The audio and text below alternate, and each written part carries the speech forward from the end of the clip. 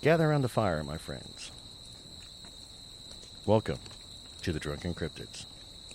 I'm your guide, Matthew. Here, you'll hear encounters of the spooky, paranormal, the strange, and the unknown. Sit back, relax, and enjoy the show.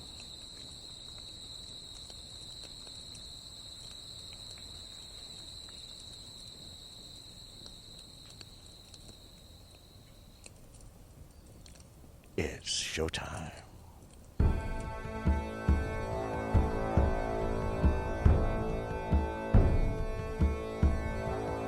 Was these two globes. I don't know how to describe them. And I stood up there and looked at them, and it's like... That how she turned and looked at me, she backed straight up to my closet door. I just couldn't hold it anymore, and I was like, oh my gosh, that was a chupacabra. I was so excited. I'm drinking something I affectionately refer to as a Matty Rita.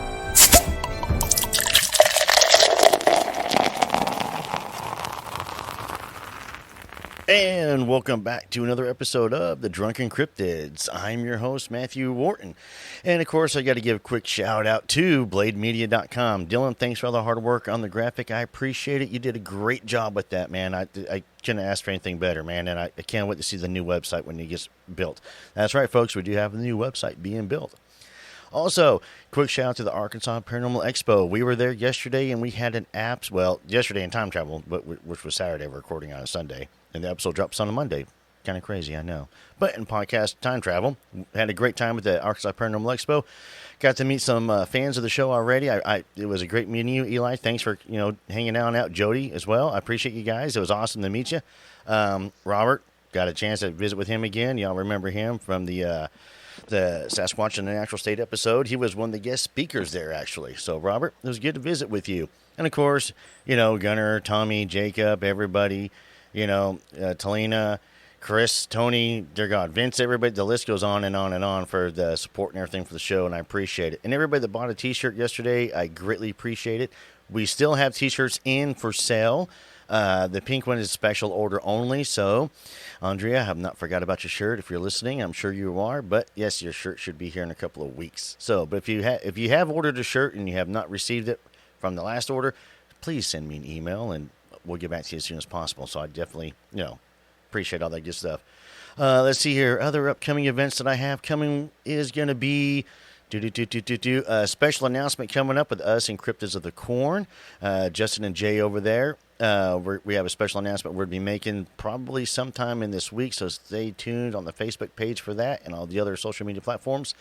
Go check out Donut Envy as well. You guys get a chance. And, it is the month of October. And it is a spooky month, and, we finally got some rain in yesterday here, but not enough to lift the burn ban. So even though I'm down at the tavern, there is no fire going on, which is kind of disappointing because today is perfect for a fire. Don't you agree, Neil? Yes, I do. There you go. I caught you off guard with that one, didn't I? I'll bring our guest on here in a second. You guys just heard him.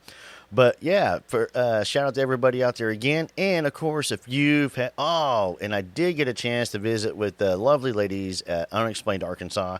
They had a booth right next to ours at the expo. And they were we had so much fun cracking jokes between the two of our tables. And there's even some Ghostbuster guys there. A lot of really neat... we had a chance to meet a lot of awesome people. So if you guys weren't there yesterday on Saturday, I apologize. Met a lot of people. So if I skipped over you, I apologize.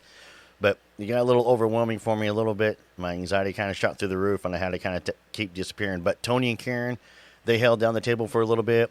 So, and I appreciate it all. Even my little boy sold the picture yesterday. And so to the lady who bought the picture, I missed it. And I just want to say thanks. That was really awesome. You made his day. He's been excited about it ever since. Let's see here. Other upcoming events. I believe that there's a town hall sometime in February. The dates to be determined that I will be a part of, hanging out with the Arkansas boys. And speaking of the Arkansas boys, I've got one of them with me tonight. So everybody, I want you to give a round welcome to the tavern. Hanging out with me over the phone at the tavern, though, is going to be Neil. Neil, how you doing today? I'm doing good. You guys doing all right? Man, I'm doing great. It's Sunday. It's a lazy day. My football team don't play till tomorrow night. So I get a chance to kind of Relaxed, did a little bit of yard work, stuff like that, man. How's your Sunday going? Not too bad, not too bad. Just enjoying the weather. Did you have a good time at church this morning? Yes, I did actually. Okay, good. That's always important for a lot of folks. I'm always, happy to hear people going to church and stuff like that. I appreciate you working with me on my schedule. Thank you very much. Man, I tell you what, church is a priority. Jacob goes to church every Sunday, so I try and schedule my stuff around him. He was supposed to be here, but I haven't heard from him, so I don't know. They may have gone to have lunch or something after church. So you're just stuck with me today, Neil. Not a problem. We got this. Yeah, exactly, man. We But welcome to the tavern. But Neil, tell me a little bit of background, how you got involved with the Arkansas Boys, and then, man, we did a live show with you guys. I did a live show with you guys a week ago, and you were blowing me away when we started talking about some infrasound stuff that took place, and you have a lot going on, and I'm ready to jump right into it. Okay. We actually got a little bigger group in this called kind of with other groups. I can't think of everybody's group names now, but there's 4 or 5 groups in Arkansas that come together called the Arkansas Bigfoot Cartel. And that's me and a bunch of guys. But just as far as my involvement goes, I kind of started out with, as a kid, I had an encounter.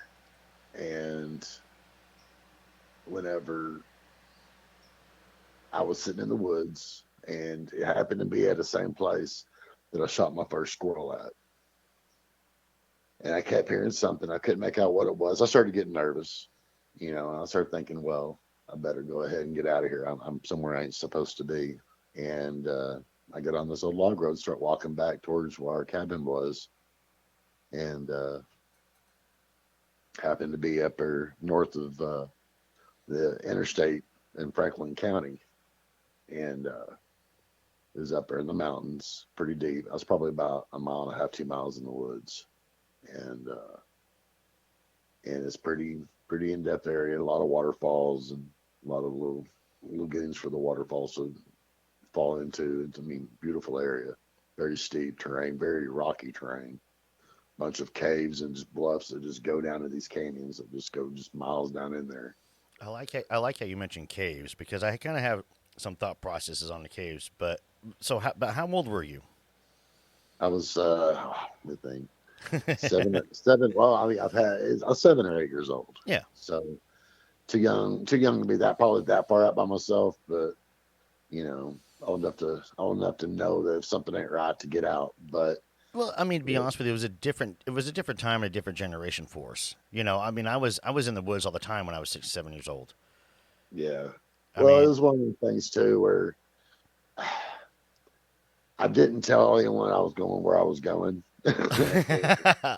See, the truth comes out. I told them I was going to one location, and ended up going to where I originally wasn't planning on going, and that's my fault. I should have been more in contact with or communicated better where I was going to actually go. Well, again, I'll be honest with you, man. You were 6 or 7. I don't know any kid our generation, 6 or 7. Yeah, I'm guilty of doing the same thing. I still am to this point. Yeah. Well, I sit here and I start hearing these noises, and I start hearing something talking, but I couldn't make out what it was. And I thought, well, I'm starting to get nervous, thinking, all right, I'm too close to someone's land. So I get up to the log road, start walking up, and I just glance up to the left, and I see someone standing there. And they're covered in hair. And as soon as I stopped, they dove back behind some rocks. And that thing you always hear, like the elders tell you don't run from anything in the woods. Yep. I got like 5 steps. And I just cut to the right. After about 5 steps, I couldn't hold it back. And I ran back all the way to the backside of where our trailer was, or where we called a cabin. And I come in, walking in through the backside, and get up there. Luckily, my stepdad was already back. I was kind of surprised he was already back through there, but I do remember I was actually thinking about throwing my gun down because it was slowing me down. But I knew that my dad, but I knew my dad would beat the brakes off me if he'd beat my rear end if I threw that gun down in the woods. And he had to go track this gun down. He wouldn't be happy about it. So, and I tell him, I get back to him, there's someone out there, They're had some kind of suit on. I couldn't make out what, but they're quick, they're fast, and they're big. But and everybody talks about the Sasquatch being really muscular and all that. That's not what I seen. What I saw was tall and skinny.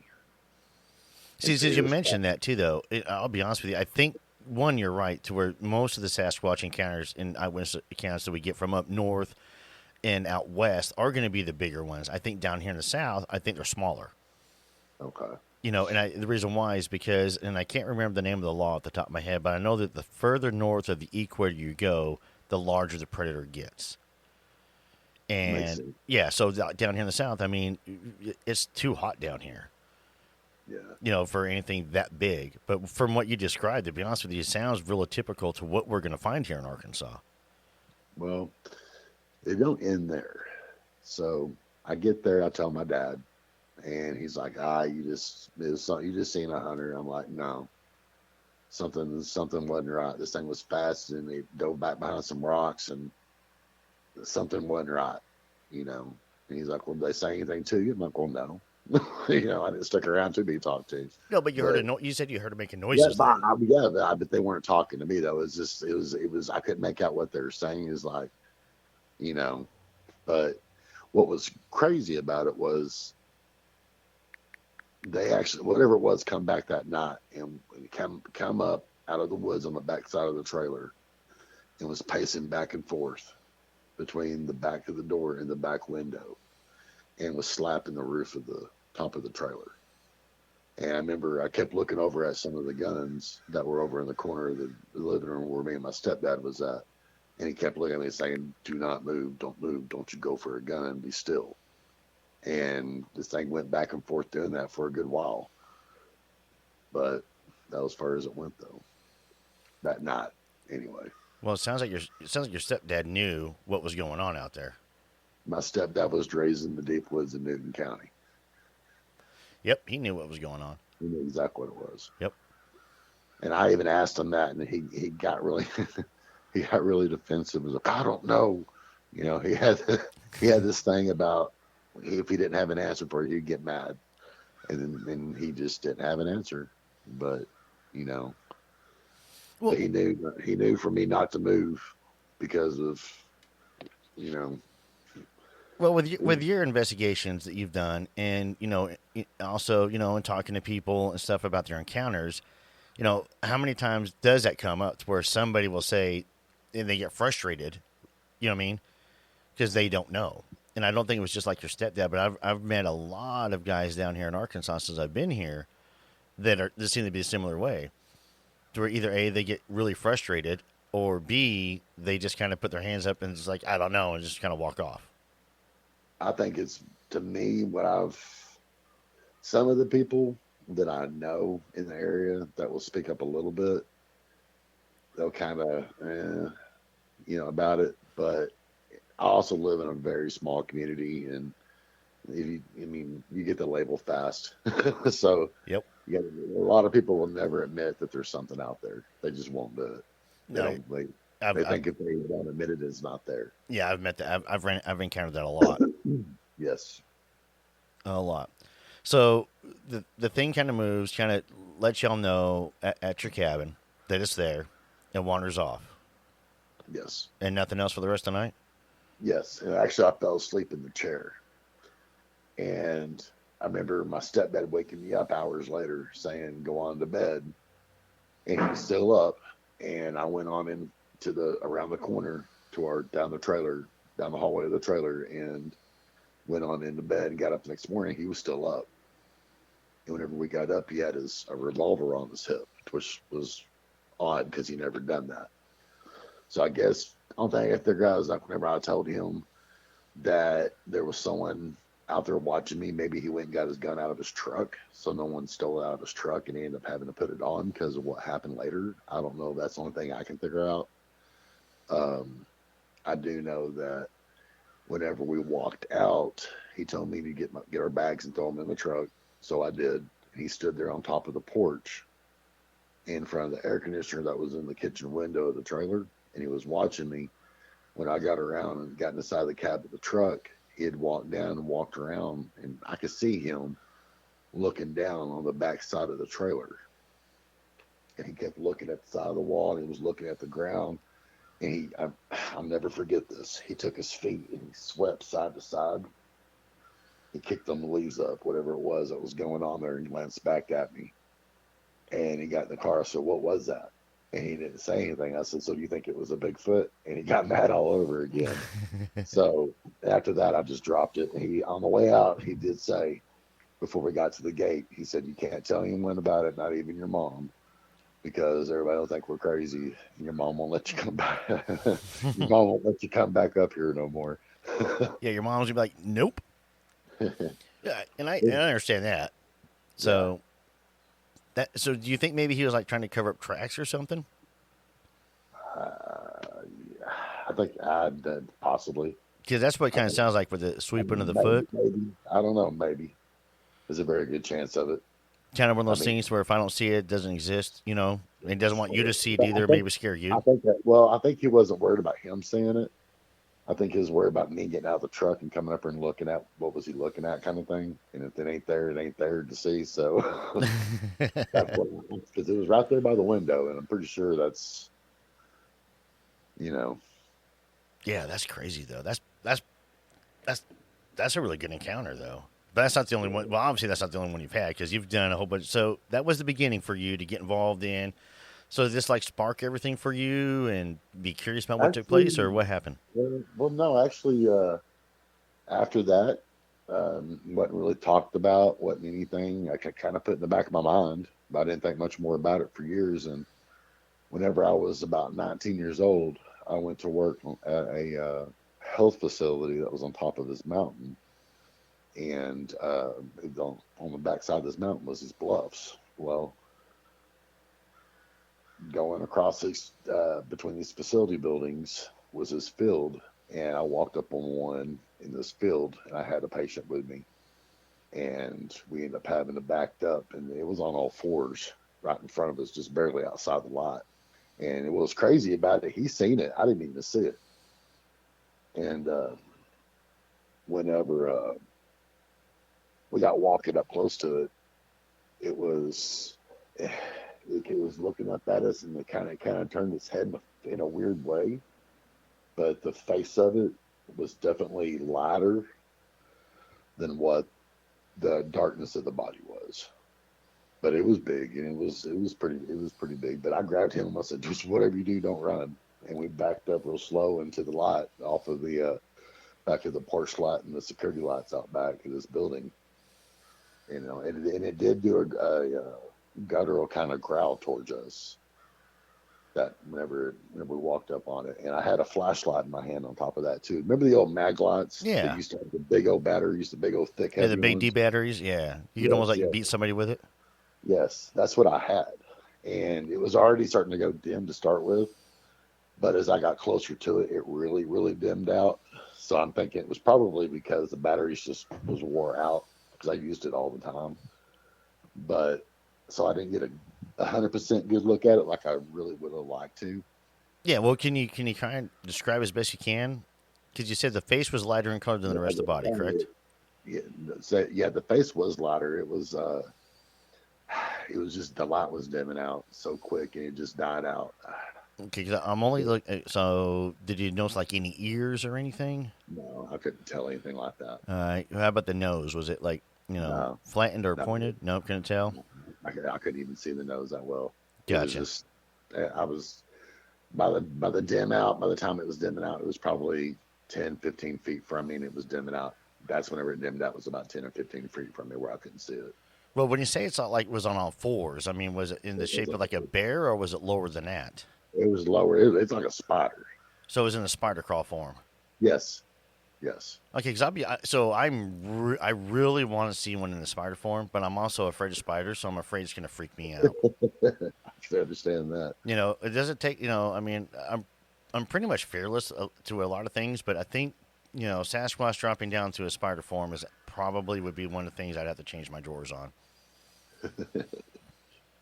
So I mean that. Sir, I mean it's because what got me the most is more of these encounters where people are talking about it dropping down to a spider form and doing the spider crawl, And what fascinated me was that we had a print in '92 at the basin of Hellhole Lake. And I mean, me and my mom, stepdad, and a good friend of mine. And to me, it always stood out as looking odd. It wasn't like the ball of the foot or something. Just the shape of it and everything was just odd to me. Until people started talking, I started researching more into the spider crawl, and now I believe I caught the handprint of it. It's, going into a spider crawl thing. And when we get done, I'll send you some of the pictures of it. I casted some footprints with a friend of mine a couple years back, and these are very clear. I'm talking clear and detailed. They were in sand. Like whenever you're like walking up to the ditches of like the mountains and stuff, and you got like that kind of like real sandy ditch kind of thing. Yeah. That it's walked clear as day, straight line right through this thing. And I found it by accident. I seen it where a foot shifted a little bit, where you can see the toes had moved. And we pulled over, and we actually seen where it walked across the road after we got out and walked around, started looking at the stuff. And I think I got like 8 footprints total, and they are detailed, very, very detailed. Oh, wow. That's awesome. That's one thing I don't have yet is my own cast. You know what I mean? Yes. And I'm so looking forward to the day I get one. I got a helicopter buzzing right over the tavern. Hang on. I'm sorry. I don't know if you can hear that or not. Thing was buzzing. Came in from a direction I couldn't see. But yeah, I'm looking forward to the day I can actually, get my own, cast my own prints and stuff. So that way I can show people, go, look, this is mine. You know what I mean? Yeah. Well, see, because whenever I first got them casted, it was weird because when I found them, I just really wasn't expecting to find them. I was just really just snooping around. I got lucky. To be honest with you, I got absolutely lucky. And the person that was with me she's the one that realized that it had walked from across the street or from across this dirt road. And she found a footprint going across the dirt road. We got a picture of it too somewhere. And I went over there last year, the same exact location. I walked off out in there, and after some of the grass had died back and looked, and there is kind of a cave-looking thing. I didn't even know that was even there. It's probably maybe 50 feet straight down from right where we was at. And I had no idea it was right there, so I'm wondering if it come out of there. And we just didn't know it. It was right there. We was right there on top of it. We may not even realized it. That's a really strong possibility because I do think that they use some of the cave systems around here to either move, hide stuff. You know what I mean? Because Arkansas has a lot of caves. I mean, we're not the number 1 cave state. I mean, I believe Tennessee has that record. But for the amount of caves that we do have here, it is. I mean, there's. Yeah, but I honestly, truly do think there's something to the cave systems. When it comes to cryptids, across the board. So. So I love the. So I'm so fascinated with the thing being the spider crawl though. With you and the patient, what was his reaction? He kept saying it was a monster, and I did not want to document that. I kept telling everybody I just didn't know what it was, and I mean, I had a gut feeling I knew what it was, but by the way it looked up at me and turned its head kind of. Man, it's just, and there was other people. And the thing about it is, I got a phone call at like 9 o'clock. So I worked a midnight shift when this happened. Okay. And as soon as I got off work, I got home, went to bed, and about 9:15 they called me, and they were like, "Hey, what happened last night?" And I was like, "What are you talking about?" And I said, "Did you come across something in a field?" And I was like, "Yeah." And they're like, "What was it?" And I was like, I don't know. And I said, "Well, we've had problems with something getting into the dumpster back out behind the kitchen." I said, "Okay." And it said there's a bluff over there by that kitchen that something's coming up off that bluff. And I'm like, "Well, I don't know what it was." And she's like, "Well, you really need to be careful." And I'm like, "Oh, I know, trust me." And I was like, "I don't know what it was." And she's like, "Are you sure?" I was like, "I don't know what to tell you. I don't know what it was." She wanted me to come out and tell her it was something like that. Is what I think she was trying to do, and I just, I wasn't doing it. Yeah, sounds almost I like. wasn't documenting that. Have you heard the famous 911 call Yes. where the guy calls in and goes, "Hey, there's something here, and he killed my dog." You know what I mean? There's somebody out here. He killed my dog. And the guy, what's funny is the guy's trying to say everything but Sasquatch, and the operator has like picked up that it's a Sasquatch on his property that he's calling in about. And to me, and for the audience, if you haven't listened to this, I'm going to find I believe it's free, so I'm actually going to probably put it in the intro of when the episode's coming up, and we'll talk about it. But that phone call, that 911 call to me is just fascinating. How the two people. And you can hear in both of it. So it sounds like, with your work job, though, that she was doing the same thing. Like, hey, just, I know that you saw, Bigfoot. You saw Bigfoot. That kind of, you know what I mean? Yeah. So I'm wondering if maybe she saw it as well, or she had an encounter or something out there.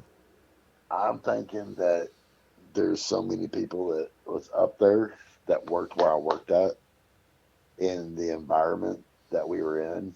We automatically had a lot of it. They could easily caught a lot of attention very easily where I worked at, especially coming off that bluff and all. Because you can see, you can see where I worked at down the river and stuff. So, we were lit up like a Christmas tree. You could see us from miles away, down the river. So, yeah, which is odd because normally they stay away from areas that are just completely, lit up like that.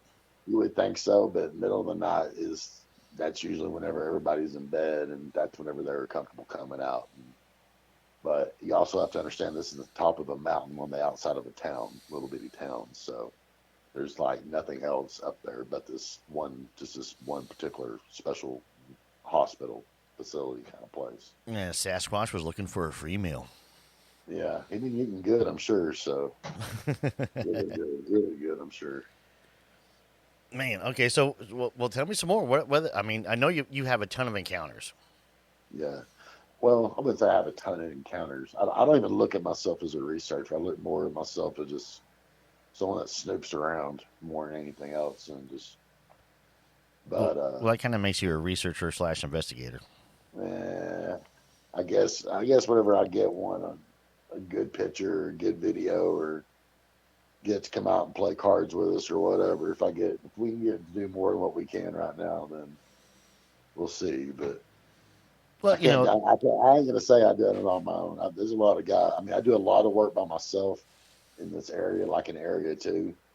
But I do have a partner that comes in and helps me out, Braden, which I wish he's just not here. I wish he was here right now.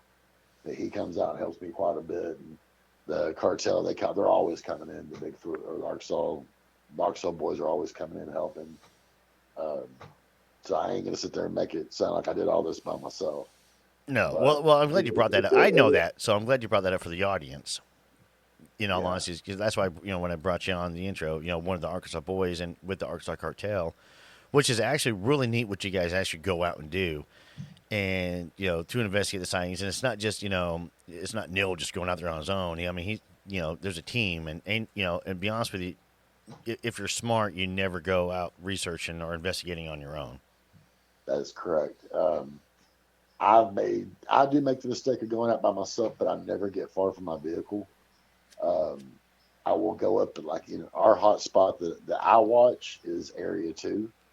Okay, so real quick, so explain real quick in case some of the audience didn't catch some of the other episodes we've talked. I did with Wendell and Dale.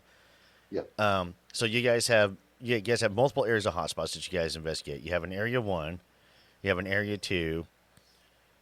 And then, I know off air we've talked. So, I know where these, you don't have to explain, you don't have to tell the audience where they're at, obviously, because I know, in our area, our hot spot, we have 2 areas just in our little area. We have an Area 1, then we have an Area 2. And Area 1 is where we think we have this one cryptid, and Area 2 is where we believe we have the Sasquatch encounters at.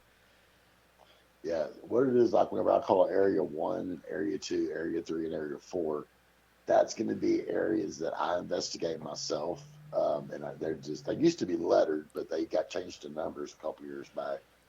But whenever I'm out there and I'm hitting certain parts of the mountainsides, I'll label them an area number.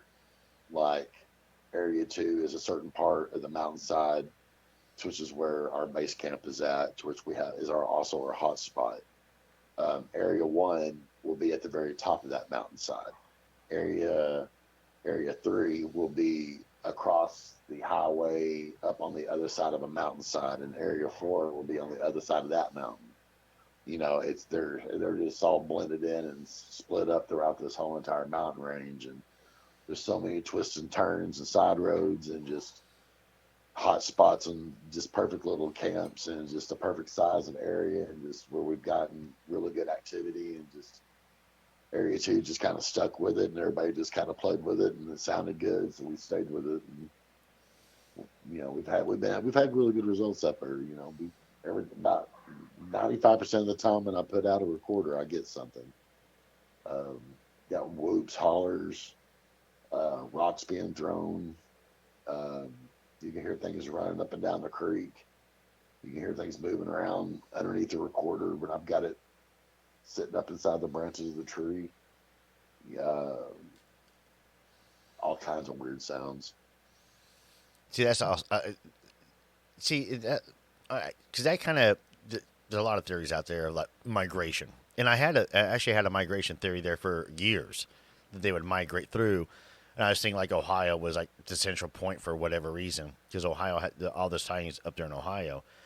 But for like, in our area, obviously in y'all's areas, they stay there. Yeah, I don't think that they ever move out of Area 2. I think Area 2 is so secluded, and there's just no one realizes that this place exists, and where the location is, people don't even think to even look there. And I wouldn't think to look there, to be honest with you, if I was out looking for it. If I come in from an area that, if I was from out of town, I'd never in a million years ever thought this place is where to be at. It's the last place in a million years. And as soon as you get this place, you're like, wow, it's like a different world as soon as you get in there. Especially when you get walking around camp, because it's sitting right on top of a waterfall. See, that's beautiful. To me, that sounds beautiful. Not like right up my alley to go camping at, period. Yeah, you'll love it. Oh, I'm looking forward to going up there with you guys. I think Jacob's going with you guys in December. Yeah, okay. The link up with you guys. I think that's what we were talking with Wendell about and everything. But when we were doing the live show, I brought up infrasound and everything, and being zapped and all that good stuff, and you started talking about it. So let's talk about some of the infrasound encounters that you've had. Okay. Because I'll be honest with you, this fascinates me, because the infrasound thing, and I'll just back it up just a little bit before I let you jump in, and I apologize, but the infrasound thing for me is fascinating because it makes so much scientific sense, if that, you know what I mean, to where there's, we can actually measure infrasound now. There's, we have, technology out there to measure it. We're able, and we're knowledgeable of it. We know that, a lot of animals in the animal world, do create and emit infrasound, from whales, elephants, tigers, and there's no reason for it not to be there. To where even the U.S. military has experimented with infrasounds, to help, they call it non-lethal ways to disperse crowds. So they come in with this technology to help disperse a crowd. It's supposed to make you feel ill, uneasy, to where you don't want to be there. And I do think in some aspects, this is a way for Sasquatch to communicate, and also as a warning. Yeah, I do too. So, and it's to me, it's very, very fascinating. And somebody who's been zapped personally as well, I know, it's not a fun feeling. No, it's not. It took me a couple of days to shake it off whenever I got hit. I've been hit several different times. One time I got hit, I was driving on a back road, playing around in the backwoods. I'm pretty close to this edge of this really old road that was on this bluff line. And I was driving up on it, and I was looking over, and it was pretty dark. And I think I had got zapped then. I couldn't tell you what was up, down, left, or right. I couldn't tell you anything. All I know is that I felt like warm water was being poured on me, and the person that was with me was a young adult, and I told him that he was going to have to drive my truck out of there because I didn't think I was going to be able to drive. And he ended up putting me in the passenger seat, and that's all I remember. Whenever I was coming to, we were getting on the interstate, and my truck actually had Flowmasters on it. Whenever he went to floor to get on the interstate, whenever my Flowmasters kicked in, it woke me up. And I remember it being really cold outside, but I was hot. I remember my shoes were off. I was trying to get my pants off, but I couldn't because of the seatbelt.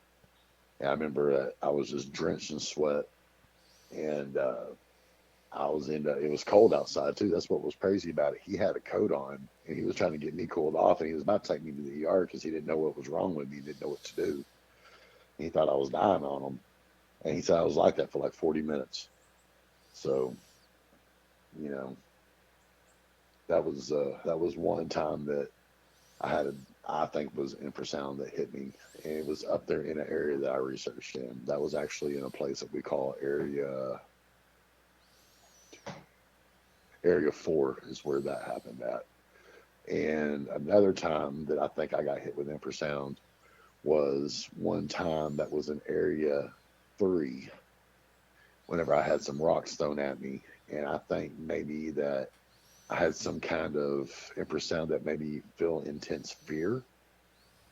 And there's been times I've been in Area 2 where I just out of nowhere feel intense fear. But whenever the rocks were thrown at me, when I felt intense fear, definitely after that, I'd gotten sick at the bottom of the mountain. And I definitely think that was infrasound that hit me. But what was weird is whenever the second time, whenever like the rocks were thrown at me, I didn't have the warm water feeling going over me like I did whenever we was up on that bluff line. Yeah, because back to the bluff line over there, you said in Area 4, and that was an area you said you've already been investigating, and you guys were up there. Do you think by chance that maybe just by where you were driving to, or the location you were at, I should say, when you got hit, do you think that maybe it was too close to the road or it felt threatened somehow and it was an automatic, you know what I mean? For whatever reason, it just threw everything at you. And it may have not been targeting you, it may have been targeting the truck, and you just caught it. That's possible, too. That's very possible, actually. Because you think about it, with that intensity of of an attack, or a defensive measure, however you want to view it, a vehicle come and you startle it, and it may have been a juvenile that you scared, and that's why you got the full blunt of it. I think the adults know how to control it a little bit easier, and you send just enough, just give you enough, put out just enough to make you want to leave the area, to where the juveniles are probably learning, and you just caught the full blunt of it. Well, it worked. But I know that whenever the rocks were thrown at me, I had a tough time shaking that off. Just the fear also. I guess whenever I walked up on one in the field, because I didn't feel threatened by it, even though it did that guttural kind of a growl at me, I didn't feel threatened because we walked up on it and it didn't do anything towards us. But whenever I had the rocks thrown at me, I guess it's just because it actually was interacting with me and it was throwing rocks. So that just, the fear of that, I cannot explain the fear that I felt. I mean, I've had jobs where they were intense and I had to feel a lot of fear in some of the jobs I felt, but I've never felt fear like that. Not like I did that one day. And the nightmares that came with it, and, it's a horrible experience. It really is. So if anyone that's out there trying to mess around with this, don't be out there trying to get zapped. It doesn't feel good, and it's not a good experience. You don't want to put yourself through it. No.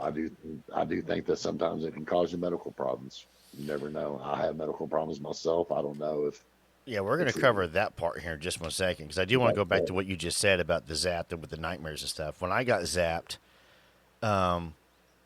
and I've talked about this before a little bit on the show. I was completely withdrawn from everybody suddenly, and I'm in the woods. And this is I love being out in the woods. I love being out in there, and I think when I got zapped, it was when I saw whatever it was that I saw, it popped up, it was there, and I was trying to look at it through a scope on a rifle. So now I'm pointing a rifle at it. And I think that it felt, it knew what I was doing, and it may at that time it zapped me. And everybody that Chris and Tony and Jacob that were with me that day, they were telling me that I was withdrawn. In my memory, it was Chris who was wanting to leave the area, not me. And all three of them were like, no, dude, it was you. You were wanting to leave. And so like you said too, though, just that fear and that uncomfortable. To where even all the way home, I was completely just not it. And when I got home, I showered, I got me something to eat, and I remember I just sat on the couch. And normally, I come and hang out at the tavern, I would have a beer or something, and I just sat on the couch. And I can't even tell you what I watched on TV that night. And then the nightmares. I mean, I had crazy, wild dreams for 3 days afterward. And you're right, it is not something it's not a fun experience to get zapped. No, it's not. It's not a fun experience at all by any means. No, and you were talking about having some of the medical issues and such. Well, let's cover those. I mean, what's going on? I've got heart problems. I got a pacemaker. I have non-Hodgkin lymphoma cancer. I've been through chemo treatments. And I did have diabetes, beat diabetes, but I think me having cancer, me losing all the weight that I lost, helped me lose also some of the weight to help get rid of the diabetes. So I probably had took advantage of the cancer and just tried to get healthier and get in better shape, and started working out and started just fighting back. And I'm actually in decent health now, believe it or not. I'm able to do stuff now that I couldn't do 5 years ago. I'm healthier now than I was 5 years ago. Well, that's a good thing. I mean, are you still battling the cancer now? Yes, I'm going to have it for the rest of my life. Well, hopefully that's for a very long time. Yeah, I hope so. Yeah, I do. But so how soon did the symptoms occur after your last zapping?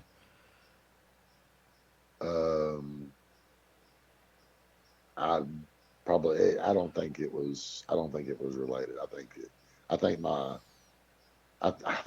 know. I think it, between the way I wasn't taking care of myself and maybe the way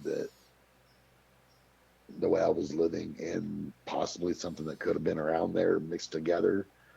I don't really know if there would be a time limit on the symptoms, because I mean, it's just really it's kind of hard to really pinpoint that.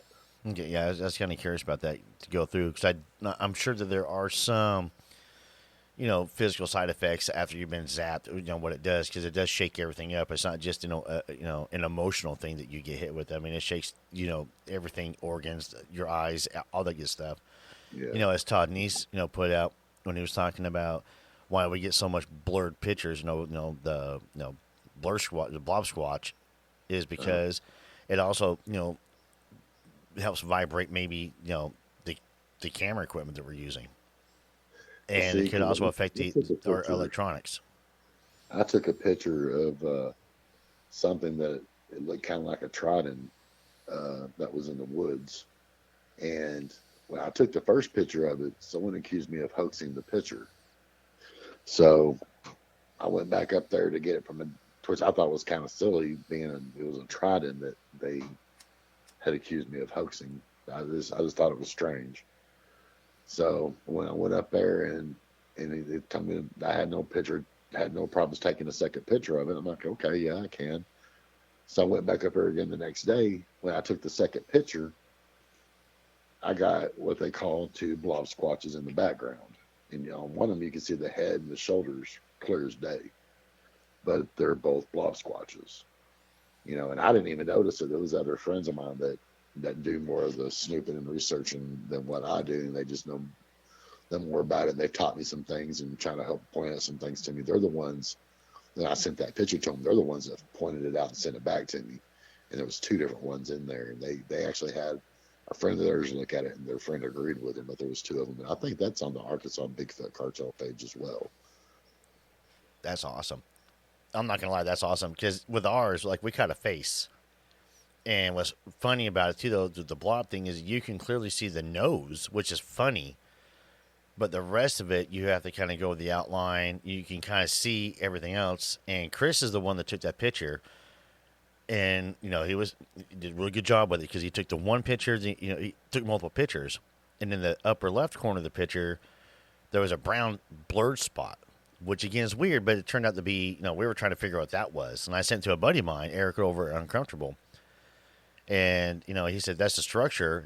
And he sent back, but what had the face circled with a question mark on there. And that blew me away because it's only in that one picture.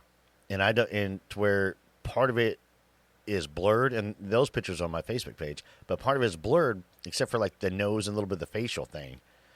So, like, either we caught it in the middle of, Chris caught it in the middle of moving or trying to drop down into a crawl.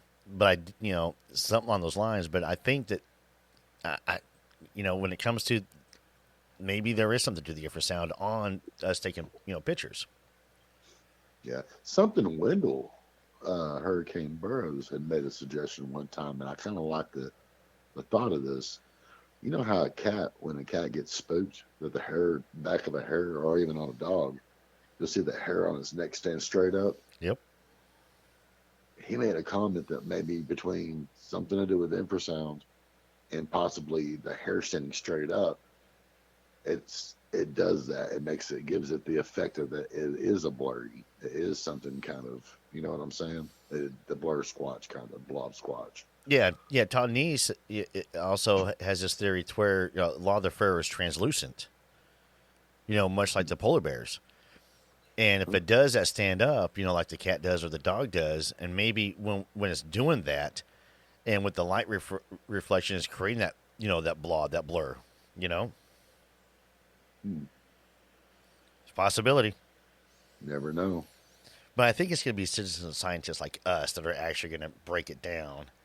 And actually going to be the ones who, are going to find out. I'm not saying it's going to be you or me, per se, but I do think, citizen scientists like us who are out there researching this creature and coming up with creative ways and creative theories, we're the ones who are going to more likely, eventually find out exactly, what it is.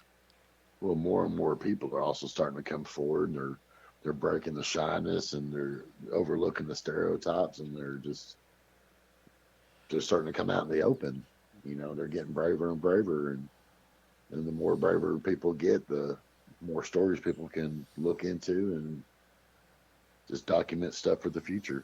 Never know. No, I agree 100%. But also, you think about it, 20 years down the road, there's a lot of soft disclosure being taken place when it comes to Sasquatch as well. You can take a Sasquatch silhouette, slap it on anything, and sell it.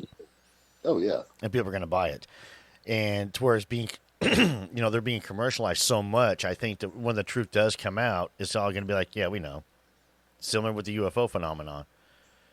When they did that last year, to the, congressional hearings, like, yeah, everybody was like, yeah, we know. And it just kind of blew it off. And I think the same thing right now is happening with Sasquatch. Is because, I think, the government is going to slowly let this soft disclosure be put out there. And then eventually they're going to be like, okay, yeah, there are creatures out there. This is what they are, blah, blah, blah, blah, blah, blah, blah. And it's just going to be kind of like, oh, okay.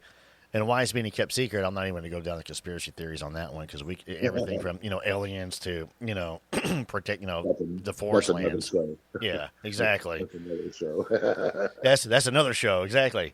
It's like I told somebody, it's like, you be careful of the rabbit holes you go down when it comes to Sasquatch, because you'll end up down one rabbit hole and you'll be going, man, he's running around UFOs with Elvis and Tupac and hanging out with aliens and such. And that's the fun thing about what we do, though, and with the research and going out in the woods. And at the end of the day, even whether or not we have encounters or anything, when we go out and do this research stuff, it's still a good bonding experience to be in nature. And it's still a good bonding experience to know and to have a love for this creature, that we fully believe, and know exists because we've had these encounters. Yeah. And to be honest with you, that's why I love the community. You know, even when the community fights amongst itself, and you know, a lot of people's egos get in the way a lot of times, I still love the community. I still love the the fact of being able to sit down and discuss, you know, and come up with theories and be like, well, I like your theory, but let me add on top of that now. Oh, I like your theory. Let me add on top of that. And I think that's where we're going to get to the bottom of this stuff. And I'm really excited to, you know, actually get out in the woods with you guys. I know that with my schedule, you know, we talked offline, obviously, about, you know, single parent, stuff like that, and trying to get my schedule to work. I know that, like, the next excursion you guys are going out on, Jacob's going to be hanging out with you guys, maybe Chris as well, but Jacob's definitely going to come. And then I know we're talking about doing a town hall meeting together. All of us are. Okay. So I know me and Wendell will be doing some more talking about that. And, yeah, we're definitely going to have to, you know, all of us get together and, because I handle, you know, figure it out. And I do believe that Wendell said a week ago there was a possible sighting down here in my area in Mayflower. Okay. You know, and so, and I've been talking to a nice young man this week as well, that he, his dad has a lot of encounters to where they're pretty much on his property and everything. And he's going to talk to his dad about, you know, allowing us to come out there and check it out. And, you know what I mean? Obviously, because his dad's main fear is that we're going to go out there and, you know, harm it. And I told him that's not what we do. We're not out there to harm it. If we do carry weapons, it's for our protection against other wildlife out there. Yeah, right. It's to make sure we walk out alive, and yeah. Exactly. You know, that's the, yeah. So when I do go out there in an area and I am armed, it's not because I'm going to try and, you know, hurt Sasquatch. It's out there because there's other things in the woods that will get you besides Sasquatch. Yeah. Especially with some of these other cryptids. Yeah. I don't know that much. But Neil, man, I'm glad you came on the show. Well, I appreciate you having me. Thank you very much. No, I know it's kind of last minute. We kind of bounced around the schedule and everything, and I'm glad you came on and shared some of the infrasound insight with us. And I'm looking forward to doing some more work with you guys and the Arkansas Boys, the Arkansas Cartel. See if we can get to the bottom of everything, and go out and have a good time camping at least. Oh yeah, definitely. I know that much. So, well, all right, Neil, well, I appreciate it. Well, everybody, that's another episode of the Drunken Cryptids. I'm glad y'all enjoyed it. I'm sure y'all did. Hopefully you did. If not, but make sure you like us, share us, give us a 5-star review. Go ahead and give us a shout out on social media if you like and comment. I'm going to go ahead and give you guys a shout out on the air as well. Don't forget to check out our Patreon. We have some specials up there for Patreon members that gives access to bonus episodes, more content, and Patreon members get a chance to go on some of these excursions and expeditions that we go on. So don't forget to check us out. Until next time, y'all stay safe out there.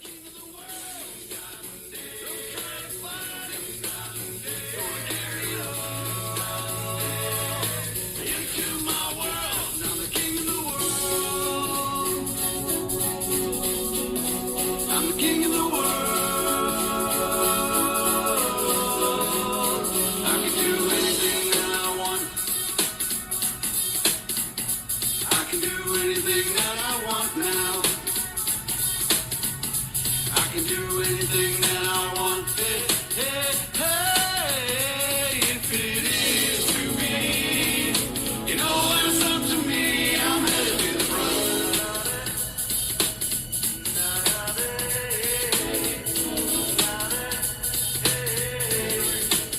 'Cause I'm the king of the world.